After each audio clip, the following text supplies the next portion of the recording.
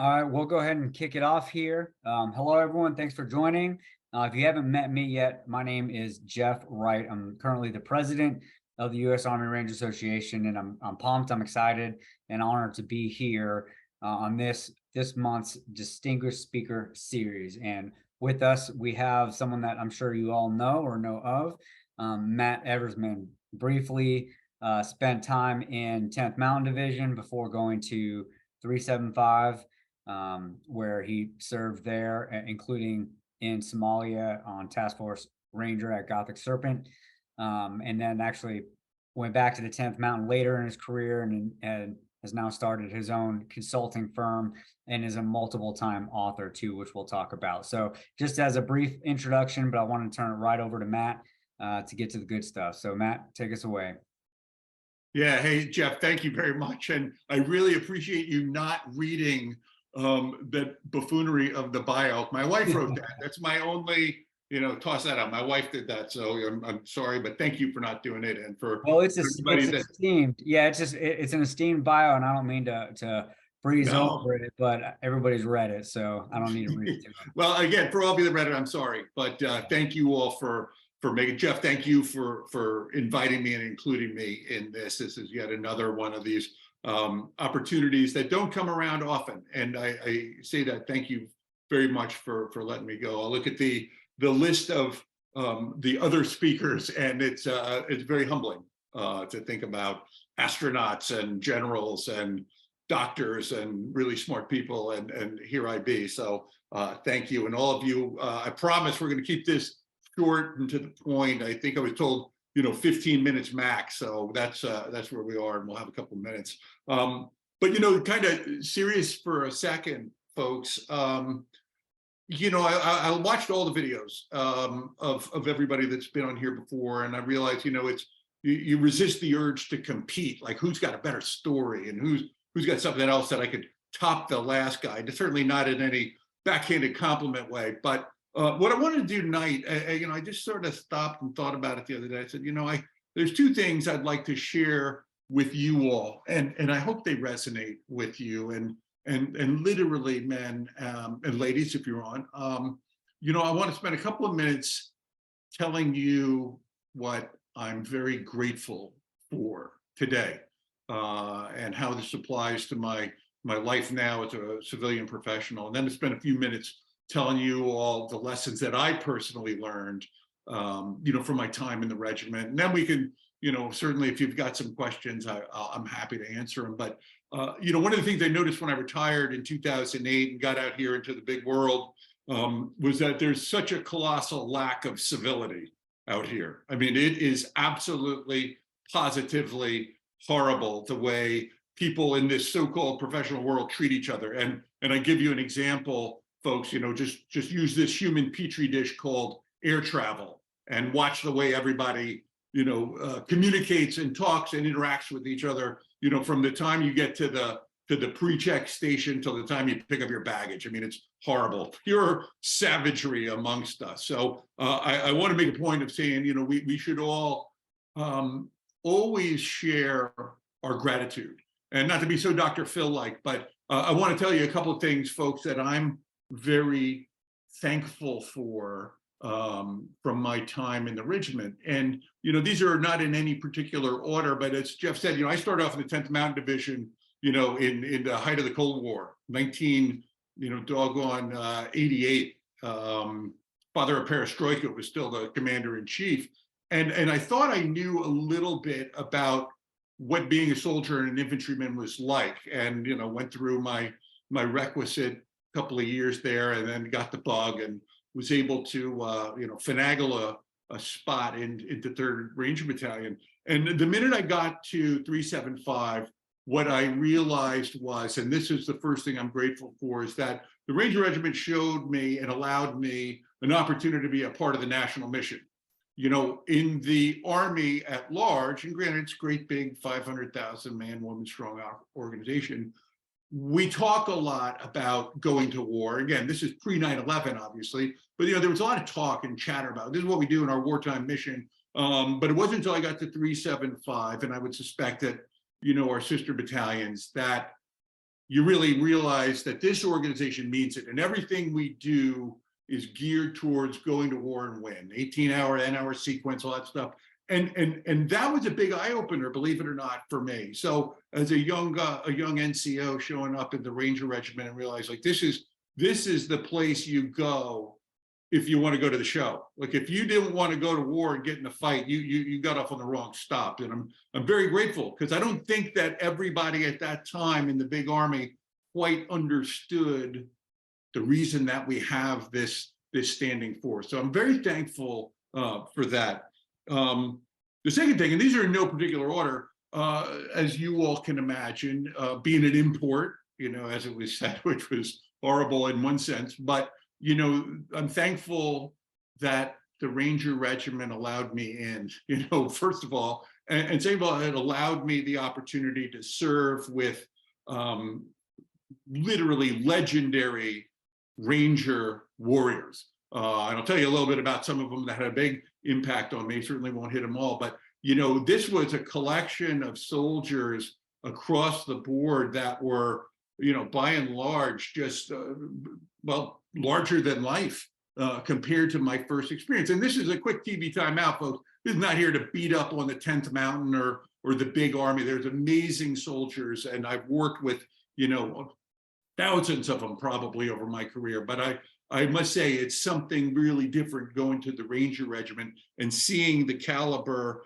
of alumni. I mean, listen, you can just look in the last 10 or 15 years. I think the majority of leaders that have been running this army have been from the regiment. And I very can't be objective, but 375's put some pretty formidable men in leadership positions to this day, from Secretary of the Army all the way down. And we all talk about it as just a matter of rangering, but for the rest of the community, in the military, looking up, like, that's a big deal. And so when I kind of smile deep down when I'm like, I remember Secretary of the Army McCarthy when he was a little lieutenant in Alpha Company, and I remember Rich Clark when he was a company commander in Bravo Company, and Pat Work and Donahue, and you all have these same stories. But I'm thankful that during my career I had that opportunity to be around men, and you all that are sitting in this virtual audience, I'm thankful for that. Very selfishly, I'm thankful that the powers that be at Rope, Chris Hardy and James Pippin, said yes. That they said, hey, we see something in this guy who by all standards is a pretty average dude, an okay Joe, but I think he's got a lot of heart, and he's got a little bit of the right temperament that we're looking for. And they gave me a chance, and those two gentlemen specifically led me through Rope as a young guy. I didn't know anybody in the regiment at all.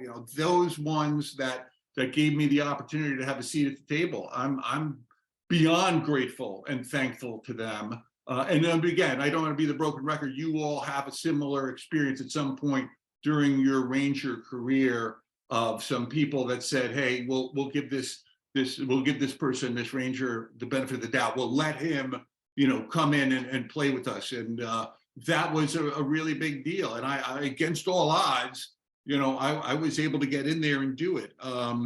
That was beautiful. I realized the standards applied to me, and I realized I had a lot to learn, and I didn't know everything. And mouth shut, eyes open, ears open. I mean, listen, I showed up at 375, in 1990. I think everybody, in 90% of the battalion, let alone the rest of the regiment, all had CIBs and mustard stains on their jump wings. I had 5 jumps from airborne school and looked like a knucklehead. That was it. And I had a lot to prove, and they gave me a fair shake. And I think that's the thing I'm most grateful for, to that part, is that getting into the regiment first, and then that they just gave me a fair shake. Let me sink or swim, but they let me in. They took a chance, and I'm grateful for that. I think it's I'd be remiss if I didn't just throw out, here we are in 2022, 21 years of pretty much constant battle. And when I think about, the now I guess we say it again, you know, the post 9/11 GWAT modern Ranger, I guess it's a mouthful. But I'm grateful and I'm thankful for them. I mean, I'm not one that generally goes back to reunions and stuff. In fact, I haven't been, usually because work gets in the way, but you know, everything I've watched and stayed close with and seen, you know, over the last 2 decades has shown me that, first of all, I couldn't have made it with these young men and women today. And you know, I'm grateful to be included, even on the periphery, on a dotted line connection to these men and women that are, you know, out there getting after it. I mean, I'm thankful for the pain and the fear that they've inflicted on our enemies and will continue to do so. I mean, that just makes me smile and get very giddy inside. And that doesn't happen normally outside of an organization, at least as far as I'm concerned, like the Ranger Regiment. But listen, we could go on and on all night. And I hope that, if anything, maybe this just gives us all an opportunity to stop for a second and just pause and just, you know, think again, what are you grateful for today? And just, that's a wonderful habit to get into. And again, it's a reason we all come back, the reason we love this organization, this Ranger Regiment, that we have so much to give back to and be thankful for. Shifting gears, I thought, you know, over what else do you share? And I'm like, well, I think I would be maybe smart to share to you all some of the lessons that I've learned personally, that I revert back to. And listen, you know, folks, I was in the regiment from 1992 until 2000 and change, when I had to go take a job at the War College so I could get promoted to E8. But, you know, that was so 8.5 years, which on one hand, a long time, and on the other hand, very short time. But more than any point in my career, I've looked back on those times in 375 and my little bit of time at RHQ and realized, man, I learned a lot. And it had maybe everything and nothing to do with war fighting per se. So in no particular order, I'm throwing these out, and you know, keep them as your own if you like, or you can spit them out and say that's stupid, but they're a big deal to me. And I think the first lesson, and I kind of alluded to it earlier, was, you know, what I learned from my time in the regiment is that everything we do has to prepare us for battle. If we're not doing something to prepare us for battle, we're wrong. I mean, if we're bullshitting around, not thinking about how this task relates to our wartime mission, we are wrong. And I'll be the first to tell you, as an entrepreneur now, and even in my early civilian business career, you know, people don't look at it like that. People don't look at business as a battle. And I'm like, I think that's wrong. And everybody gets very willy-nilly and like, oh, you know, it's not a fight till the end. I'm like, it is. Because if you're not thinking of been in the binary battle scenario, it's either win or lose, because second place on the battlefield is horrible. You've mentally allowed yourself in business to let your competition get ahead. And that's horrible. That's pathetic. I think that personally is a wrong thing. So that lesson that everything we do has to be focused on that wartime mission is invaluable. I mean, that thing is you know, freaking tattooed into my brain housing group.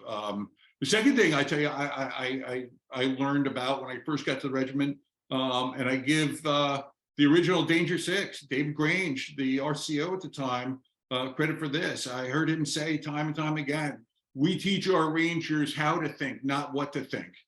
You know, such a novel idea. And that was the first time I'd heard it when I got down to 375. And I realized, like, you know, people put shit on a wall all the time. Like, this is all great motivational stuff. But in the regiment, and I hope you all would agree, we really do, by and large, drill that into our heads. We groom, we shape young Rangers to be problem solvers. And that was invaluable to me. And I've thought about that all the time. A lot of times with consternation and frustration out here in the business world, that people don't see it like that. But this idea that we can be critical thinkers, regardless of where we are in the hierarchy on the masthead, that was a big deal. And I take that from General Grange. That was huge. I learned about privation from Colonel McChrystal.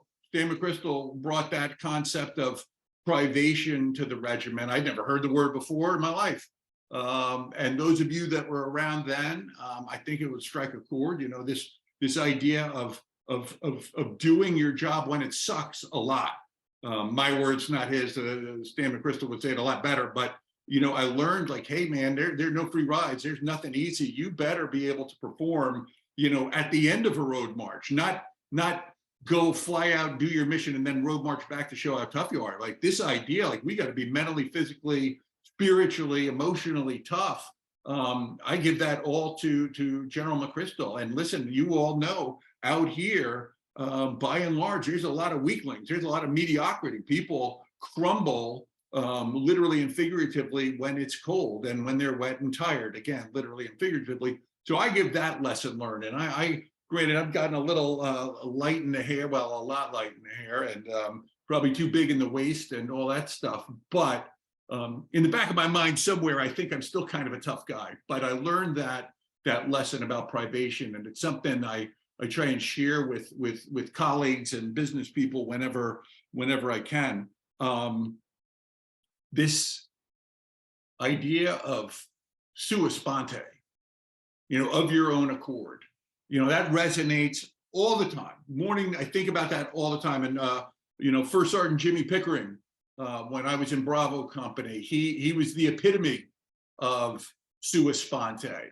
You know, he used to tell young Rangers when they come in from RIP, you know, I heard him say it a million times, and it was so true. He said, you know, we're preaching the Nike religion, you know, just do it.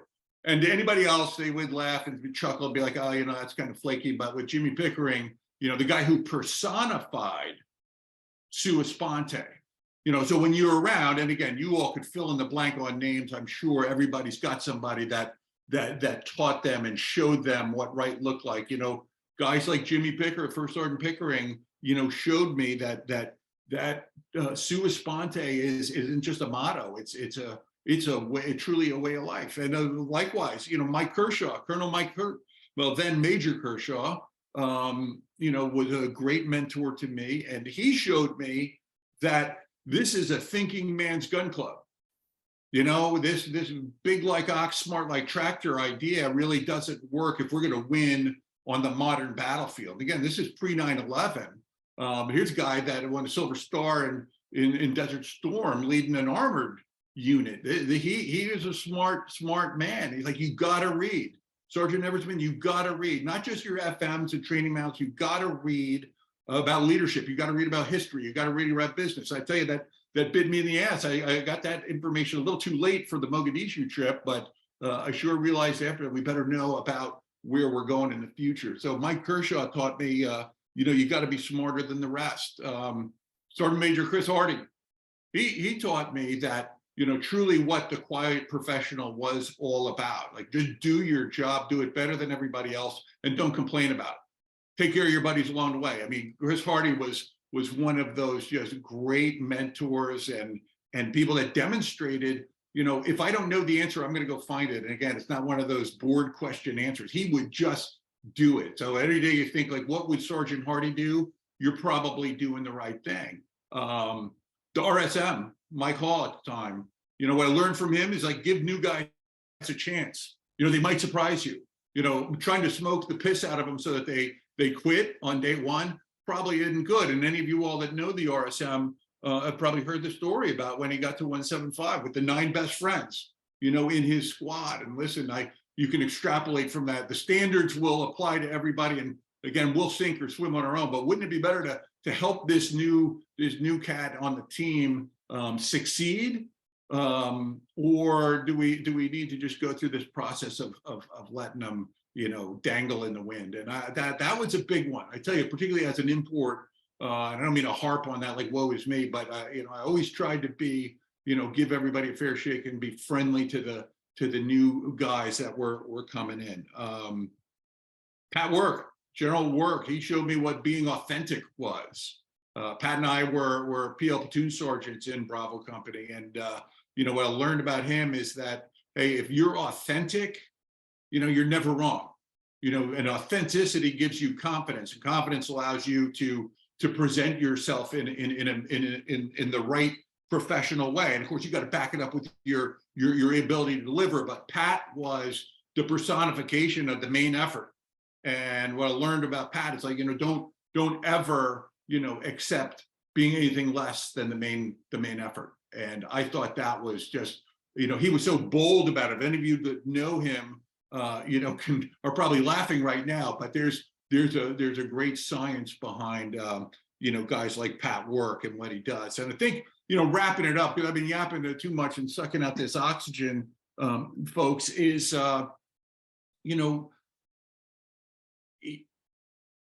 elite units exist for a reason. And it's possible, actually, it's very possible to be elite and not be elitist. There's a big difference. Elitist people ought to get punched in the mouth, but you can be in the best of the best, north of the band of excellence kind of organization, like I believe the Ranger Regiment was and is and will continue to be. And granted, we all know there's we have a lot of alpha folks running around that sometimes need to be put on a leash and maybe jerked back in from time to time. But by and large, you can carry yourself as that quiet professional and just actions, not words, and on. Like that absolutely resonated with me then, and it resonates with me now. And I find people all the time say, they're kind of thrown off when you mention this thing about being elite, being better than the rest, like somehow that's a sin. And I'm like, absolutely not, man. This goes back to that go to war mentality. We need to win. We don't need to lie, cheat, and steal to win, but we need to win. And only the best are going to survive on that battlefield. Only the best are going to survive, with all the shit that Murphy brings along to it. We've got to be better than the rest. So that's a mouthful of stuff to throw out that you can literally, let marinate, or you can gargle it and spit it out, and go crack open some bourbon or whiskey or a beer. But most of all, for this time, Jeff, thank you for having me. But most of all, I want to say to each of you who have undoubtedly given a lot of time, a lot of blood, a lot of sweat and tears, not to be so cliche, you've done it. And here you are, and we're a better country, we're a better army, and I think we're better men for it. So God bless you, and thank you, Jeff, for having me, and for all of you that made a little bit of time tonight. I appreciate it. And hey, man, if you got anything that I can lie about, I'm happy to. Great stuff. Thanks for sharing. I'm just so moved and impressed with your humility and your gratitude. I read a quote from a guy named James Faust that says that gratitude is a description of a successful mode of living. And you definitely exhibit that, particularly with your last thought there on being elite without having to be elitist. So thanks very much. We're going to take some questions now. So you can go into the Q&A down there at the bottom. Or you can post it in the chat, and I'll just kind of read them as we go. Oh, cool. But to start, Matt, tell us about your business. You do some consulting. Talk about that, how you got into it, how you decided to launch it, and some of that. Yeah, well, thank you for asking. And so I we could talk all about this. All goes back to transition. And in 30 seconds or less, when I retired in 2008, I took the first job that was available, that was offered to me, moved my family from Fort Drum to Baltimore. And of course, the job, was done before it even started. So, now all of a sudden I'm behind the curve. And anyway, I had a series of jobs from 2008 to 2014, and they all sucked. I mean, I shouldn't have taken any of them, but I was chasing dollars. And hey, listen, life comes at you. You got to pay the mortgage, you got to pay the rent. And the third job I had that unfortunately was in the tech world, and they just didn't make the numbers at the end of the year, and realized like they had to cut the force. I was ready to go out and get another job, and my wife, the brilliant one here, said, listen, before you go out and get another job that you're going to hate, why don't you maybe do your own thing and try and help soldiers in transition, be competitive. And that's what we did. And the long and the short of it, that's what we did. Prior to COVID, where this company was going was actually working with employers from the employer side, helping them develop pipelines for veteran talent. But then COVID hit and, everything went off the rails. But, now we're back to normal-ish. I'm looking to bring that sort of back to the front burner and go. And, I've done a little bit here and there, over the last couple of years, but COVID really put the squash, on a lot of things for a lot of us. But yeah, the whole idea was a little bit of leadership development, a little bit of, just helping people not make the same mistakes that I made, and I made them all. And I'm sure your time in the military is a big driver of that with the lessons, just like you shared with us tonight. Well, they are true, and it's not. I'm looking at the group of people that you definitely can't lie to.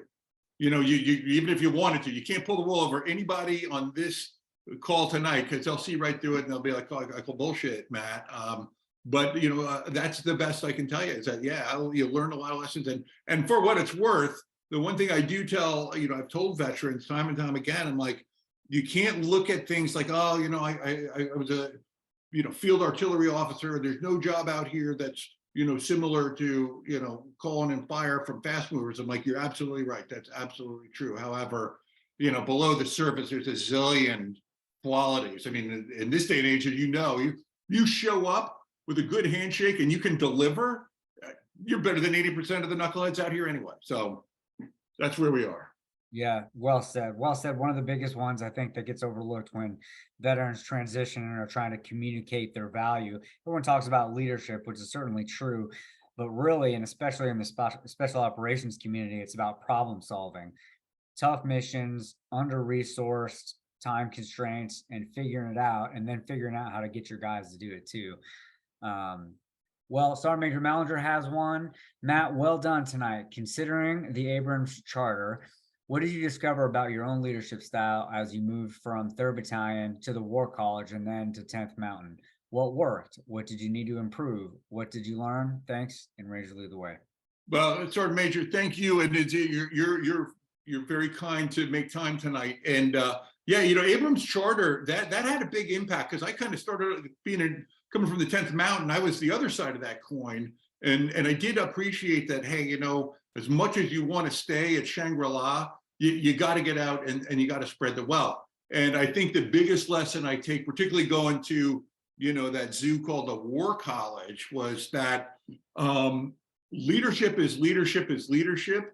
However, institutionally, if the institution is not doesn't have the right atmosphere, I'm not going to use culture, that's a horrible word, but the right atmosphere to support young leaders of all sizes and shapes, then we're wrong. So what I found is not to be so self-righteous, Sergeant Major, was, this is a place where E3 at the War College was a place where E3s talk to, 05s like, they're drinking buddies at, some SF team room. Like that doesn't work like that. And when you tried to correct that and you found that institutionally that really wasn't supported, that they were good with this collegial attitude, I can honestly, I didn't change my attitude or I didn't change my leadership style, but I realized, I got a lot of work to do, and I got to find some like-minded NCOs and officers that we can support each other and sort of build from within. And I hate to be I feel a little disloyal, talking about an organization that produces our generals, but that was a challenge. That was hard. But I think the end of the day, the exclamation point is, leadership is leadership, and all the skills and the leadership concepts that we validated on the battlefields in the Ranger Regiment are absolutely true and applicable today. And it's not just, again, something you put on a wall. This is stuff that you can put into practice, from the literally follow me to all the fundamentals of leadership, of mentoring and counseling and high standards and holding people accountable. All that never went away. But I was sad to see that it wasn't quite like that in the rest of the Army. But they need to see it. That's great. Very interesting too. Interesting take. Well, this was not planned intentionally, but I'm really happy that it worked out this way. But Matt, you have a book coming out soon. Tell us a little bit about that. Yeah, well, thank you. On the 6th of February, 2 weeks from, well, yeah, 2 weeks from now, a book that's called Walk the Blue Line that James Patterson and I did is coming out, and it's a collection of firsthand accounts from the law enforcement community, local, state, federal, big to small, city to rural, everything. I mean, I spent most of 2021 interviewing cops and getting their stories down and just learning literally what it means to be in law enforcement. And I will tell you that, you know, there's no punchline to this story, but it's a good book. And Jim and I both agree, listen, we're not here to get into politics, but we're here to show people that these men and women that serve our communities. Now, granted, quick time out. I remember being the guy that, like, every cop in Columbus, Georgia, from the main gate to, you know, exit 5 was the enemy. So, you know, give me a little pass on that. But, you know, what we learned in this book, you know, people might say shit like, you know, defund the police and, you know, blah, blah, blah, all this other stuff. And I'm like, you're an idiot. You're absolutely an idiot, because what these men and women have to do, far beyond putting, you know, silver bracelets on people, are things that most of us would never, ever want to do. And I'll throw this out to them too, and you all can, hopefully will read it. It's an easy read. But, you know, what you learn from this thing is, and I saw this with our previous book about ER nurses, is that, you know, these professionals are, man, they're deployed. They're deployed from day one. And, you know, they don't get to come back and refit. You know, they don't get to, you know, the blue or the green, amber, red site. You know, they don't have that. And we just want to say, as Jim, you know, we didn't speak for him, but he said this a couple of times, much like we thank veterans for their service, we should all take it upon ourselves to look at policemen and women and say thank you for your service. So we're fired up. That's coming out on February 6th. Walk the Blue Line is called. Well, we mentioned this before, that this isn't your first book. You're a multiple-time author. So how did you get into writing?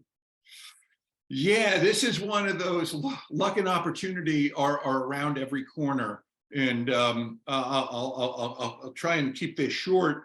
Moved down here to South Florida and was invited to a fundraiser for the Fisher House, and bumped into this guy who turned out to be a journalist. You know, I'd been a local journalist. He'd been New York, LA, Miami, and now he's in West Palm Beach. And he said, hey, let's go to Afghanistan and do a documentary.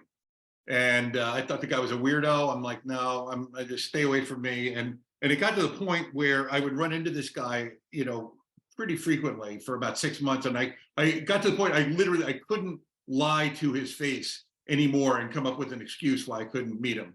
And land the plane here.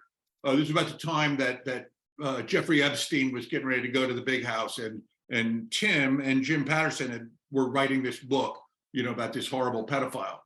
Anyway, we wind up going to Afghanistan, do this story about battlefield medicine. Tim's a good friend of Jim's. Tim sends the edited version of this film to Patterson. Jim calls me up afterwards and said, hey, I'd like to do a book about soldiers, and I think you're the guy to do it. I like the way you interview. And, you know, it's like maybe not as intimidating as, you know, standing in front of like Dave Grange, but it was pretty intimidating. You know, the best-selling author in the world is like, hey, I want to do something with you. So I sort of took a deep breath and said, yeah, man, I'm in it. And that was in 2018. And our first book, Walking My Combat Boots, was a big hit. It did very, very well. And then we did a book about emergency room nurses. Now we got one about cops. And yeah, it's one of those surreal experiences, but you know, it just keep your rear sight aperture open, and you just do. And if you do, there's a lot of opportunities out here. And I would sort of, just not to be super cheesy, but I would throw in, I think some of these lessons learned, you know, got me to that. I didn't know shit about being, you know, a documentarian or interviewing people on the battlefields. And, you know, we were in Bagram and Jalalabad, you know, which is weird without a gun, but, you know, it's applying the Ranger standard. And I know we sound like an infomercial, but that's all I can tell you. That's how it all comes to be. So yeah, I'm very grateful and very thankful, and it's been wonderful. I hope you all get a chance to pick one of them up and take a peek and see for yourself. Do you keep in touch with any of your Ranger buddies from Somalia specifically? I do. In fact, what's amazing is that here in West Palm Beach, Dave Deemer lives 10 minutes away, and Dave was on Chalk 4 with me. He was my saw gunner. And I must admit, I'm not a big social media guy. That started to go off the rails, a long time ago. But short answer is yes. And I will say, the great thing about the internet, and it used to be when you got out, if they didn't write a letter to you, they were gone forever. But now we've got that. But yeah, we do. And I mean, this is the 30th anniversary coming up. This October. So definitely hopeful that there's going to be a good reunion. This will be a year to go. Absolutely. Good deal. I'm looking forward to it too. Dion Alvarado has one for you. Thank you for joining us tonight. Given your experience in corporate America, what do you think can be done to raise the level of leadership for people that don't know what good looks like? I've worked for several companies since leaving the Army, and it's rarely to find truly good leadership. Most companies don't invest in them. They just put people in positions without training. Wondering what your experience has been. Exactly the same. It's a cruel joke when you see, people that we look at the RCO, and using this, if we could beat up on this metaphor some more, but we look at the RCO and the RSM as the pinnacle of leadership. They are the wise. This is Obi-Wan and R2 and everybody, like all right there. Like they know it all. They have the answer to everything. And if they don't know, they've got a staff that'll do it. And so I just assume, wow, you got to be pretty successful to be the RCO. You must be pretty smart to be the CEO. And you realize like that's absolutely not true. More often than not, a lot of the corporate sweet people had a good idea at one time or literally stumbled ass over tea kettle to be in charge. And you're right, they don't invest in leadership development. They say they do, but they don't. It's a horizontal leadership plane versus a vertical hierarchy, which scares everybody.